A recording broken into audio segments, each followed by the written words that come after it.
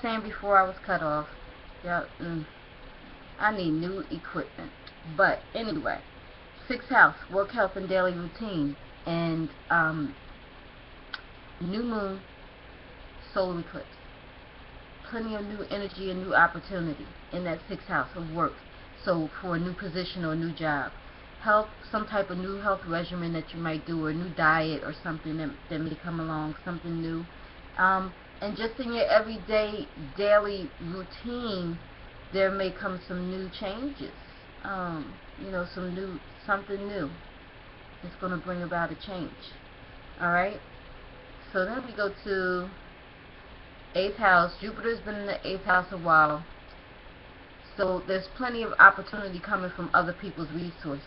But this is gonna there's gonna be some changes here in April, because there's a grand cardinal cross and there's two oppositions. Okay, and so let me finish this and then I'll do that and we'll see how it comes together. 11th house,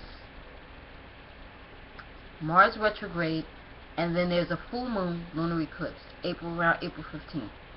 Mars retrograde in the 11th house. 11th house is hopes, dreams, and wishes, but it's also groups, companies, organizations, friends, like networks, just big groups of something.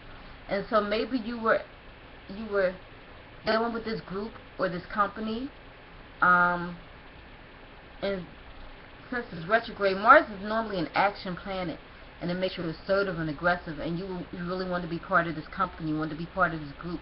You were actually doing something, you were busy, you were with it, you were part of it, but there's there's a recess, there's a hold, there's a pause.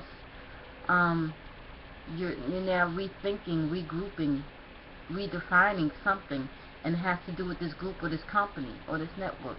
Like, I guess you have to reorganize things, or you're planning.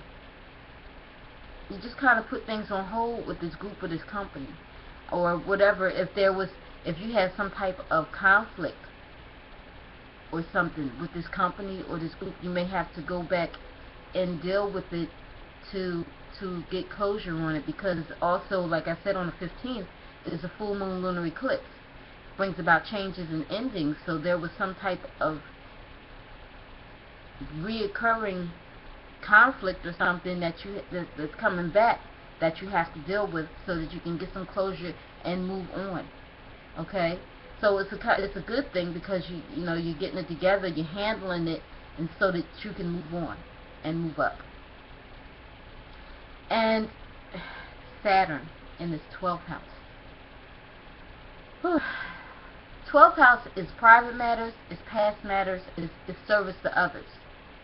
And you have some type of obligation or responsibility to other people, like that. Maybe that's what this group or this company was about, and you just you put it on hold. Like, the responsibility, the obligation that you had, you put it to the side or put it on the back burner or something. And maybe that's this conflict or whatever this is that's coming back. Now you have to deal with it so that you can get closure and move on. That's the only thing. That's the only way I can put that together. So for you, Sagittarius, with this grand cardinal cross, these two oppositions, it's going to be in these areas for you. Your second house, 5th, 8th, and 11th. Second house is your finances. That 5th house is that house of pleasure. So maybe you just felt like you just needed a break and you wanted some pleasure in your life, so you kind of put things on hold as far as the responsibilities with this company or this group, an organization, or whatever service that it had, that you had to deal with other or service to others or something.